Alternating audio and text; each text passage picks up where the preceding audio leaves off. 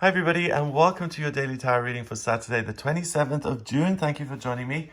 It's a pleasure to be with you today. I'm using the Osho Zen deck for this reading. I didn't think I was going to use the Osho Zen deck, but it kept popping up, so there's a reason the cards want to be in the video today. I think they have something to say. Let's see what that is. We have aloneness in reverse. Wow. Then we have past lives. There's so much energy coming off these cards. Wow. And then nothingness. Amazing. Is that a metaphysical reading or what? Let's have a look at what this is. First of all, we have the lovely hermit. Number 9. The 9th card of the major arcana. And the hermit represents a universal theme that we're all kind of familiar with. It's that moment in our lives when we're by ourselves and we become aware of the person that we are internally, and we're actually in a position where we get to spend some time with ourselves. And some people, well, most people, I think, most people will find that quite difficult to really look at the self and to become aware of another presence as one's own, and to really see all the good and bad in that, and to accept that for what it is, and to try and stay in a place of non-judgment. Have you ever watched something, or you've gone to a party and you were really nervous before going, so you had a couple of drinks to lighten up your nerves and to relax and to loosen your tongue a little bit, and you did that. You had a wonderful time at the party, you relaxed, you had people in stitches, and you wake up the next morning with a terrible hangover and you cringe when you think back on things. And those are parts of your personality that you deliberately forced to come out by drinking. So for instance, you had some social anxiety, so you numbed that with booze, and the social anxiety left, so you were then the life of the party and you were telling jokes, kicking up your heels. The next morning when you're sober and you've returned to your real self, and the real self is shy and does experience anxiety, that reemerges, and you think back on the evening before, which had gone well if you ask other people, but you, the next morning, you're having to come to terms with what you've done. Your own identity comes back and says, oh, you didn't act like me at all last night, and you cringe thinking back on things like that. Cringe max. It's that feeling of, oh, how could I do that? I'm so ashamed. And that's being inauthentic to yourself and judging yourself for it and holding yourself to a standard that is impossible to maintain. And it's a state of mind where you would have lost if you had sat silently at the party and drunk nothing, because then the self would have said, oh, you didn't use the opportunity to network, you're so timid. And a second option, to not act like yourself and to give yourself a push and to act in certain ways, that then the next morning you look back on and you think, oh, I'm so embarrassed, I wasn't myself at all. And that's why most people, in my experience, don't like meeting themselves, because the self has really strong opinions and views on what works and what doesn't work. And it's really hard to have integrity with the self when society asks so many things of you to fit in, to play certain social games. So you are a functioning part of society. It's got nothing to do with you. It's a betrayal of you, if anything. We've got the hermit in reverse. I love this little man here in his robes. He looks like the stereotype of a monk, you know, with the staff and the robes and the shaved head. You don't feel isolated. You are able to connect with yourself, and you're able to get to know yourself by having an experience like that, by instead of trying to create distance between the self and your awareness, your soul, your physical persona, whatever is incongruous with the true you, there's a bridge there today that allows you to maintain eye contact with yourself as such, and to hold yourself in a safe space and to say, this is who I am, this is what I'm doing. There is an incongruence between the two.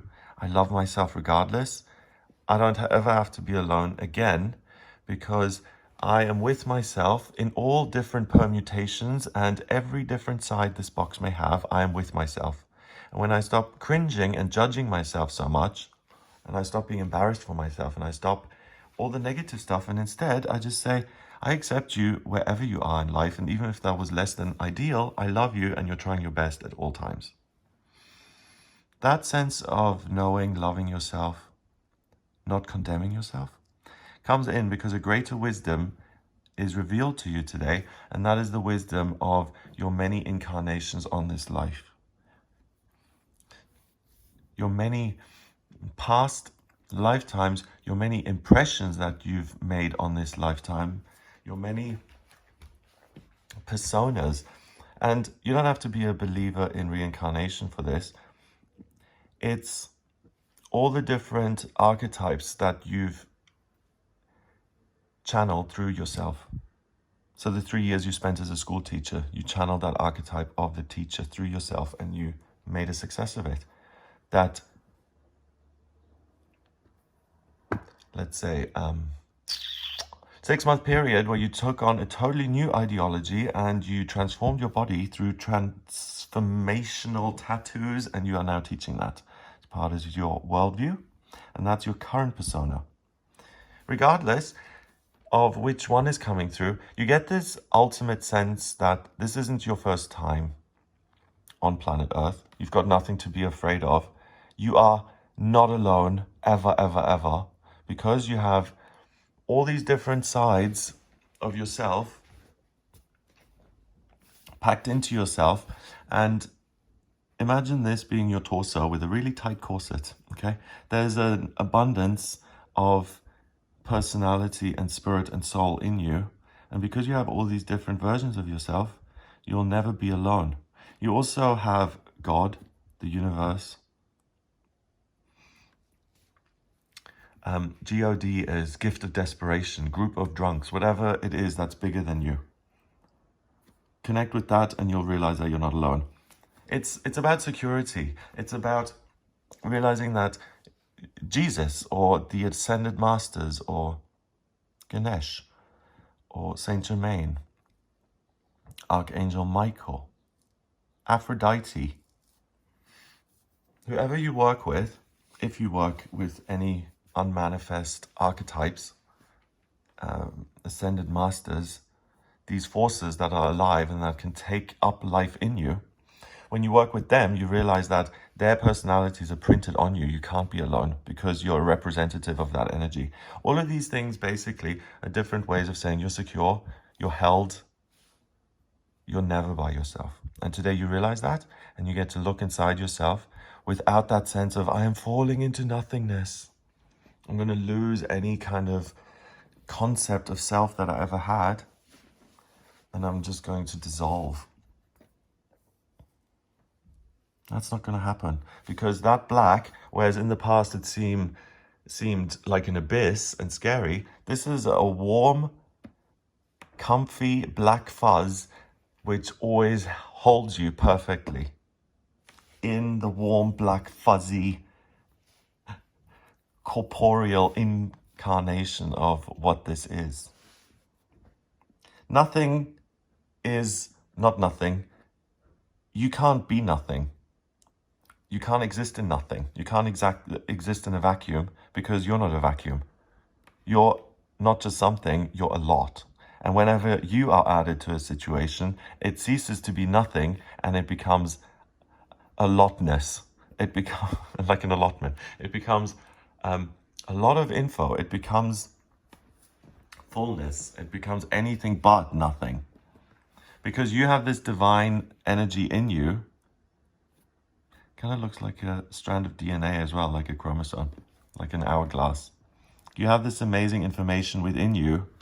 Because you have that amazing information, anything that was lacking and dull and boring before you came along will be transformed by simply being perceived by you. It will be changed by having you imprint yourself on it and affecting it. It's amazing. Today you become aware of your power. You're no longer frightened by it. It's no longer uncomfortable and scary. You are open to it, you see it flow into you, and you're like, wow, not only do I have every aptitude inside of me to create anything that I want, but I have versions of myself that I can't even imagine yet. I don't like things like, oh, this is for everybody. You have now got to the age of 40. You are now in a part of your life where certain doors have closed forever. Have they? Yes, I'm not going to be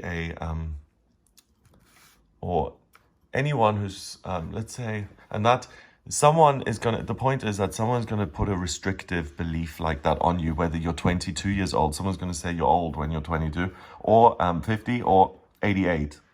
Someone's going to say, oh, you know, at this part of your evolution, certain doors have closed and you can never be this and this and this.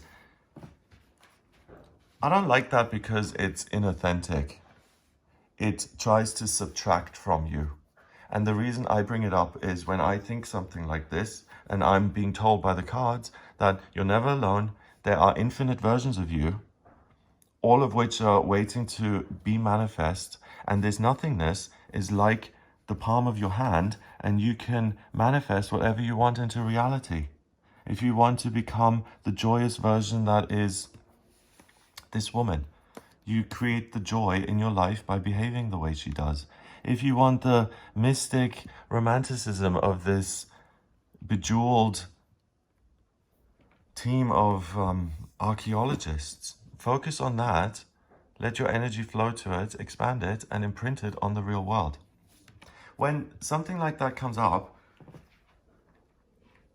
in my mind, something tries to limit it and say, well, yes, but, and there is no but. So for instance, other people will do that to you. Yes, but don't you think at 38 that door is closed? No, it actually hasn't, because I don't even know who I am yet.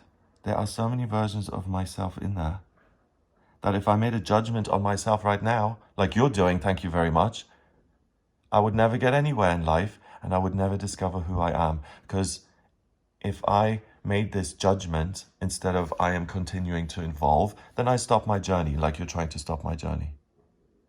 And when I say to myself, I don't even know who I am yet, so age or whatever limitation or past experience that limits my potential, whatever you put on me, is a faulty label. And I've just answered my own question. That's why I don't like that, because it's untrue. Because you can be whatever you want to be. The other thing about this is we've got the numbers in the regular tarot. 15, that's 18. That's the star, if I'm not mistaken. No, the moon, I am mistaken. It's the moon. And 5 is the Hierophant. And the moon is usually about revealing frightening truths. And 5 is about the institution, the belief systems that humanity traps us in. So it's interesting that you find your own belief in yourself because something is revealed spiritually in you, and that any institution, the Pope, you're too old to play the guitar, you're from the wrong part of the world to be a guru. Any limitation like that is nothing, because you determine what you're going to be. If you want to become a guru and you want to open your own ashram, who's to say you can't do that? Study Hinduism in earnest. Become the person you see within yourself. And you become the authority figure, not other people. If you're someone who lacks authority, if you don't know where your inner strength lies, if you don't take yourself seriously, if you don't work with yourself, if you feel powerless, impotent, if you feel like life is pointless, allow your mind to open up like an hourglass. Imagine the top of your head floating and dissolving away into sand and forming this lovely wave of sand just lifting off of the top of your head like a chromosome piece of DNA. And it opens up and it becomes this hourglass, and suddenly all these other parts of who you are and all these archetypes of who you are and who you want to be start flowing into you. Who speaks loudest? Who speaks most clearly to you? Allow that energy to flow into you, to fill you.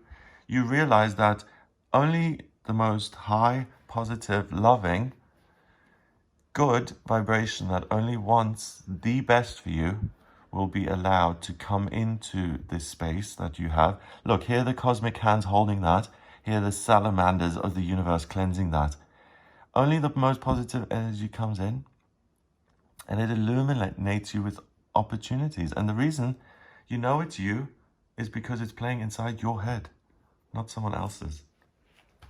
5 and 18 is 23, and 9 is 32. 3 and 2 is 5, and 5 is freedom. So it's another part of you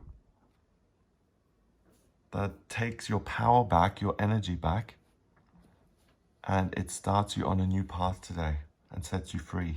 A path that not only promises to set you free, in fact, it doesn't promise anything, but whatever you get today, whatever you receive, that path is likely to deliver you creating something joyous in your life where right now there's either nothing, or there has been fear, or there's a vacuum, or there's negativity. It doesn't have to stay that way. You're free of that.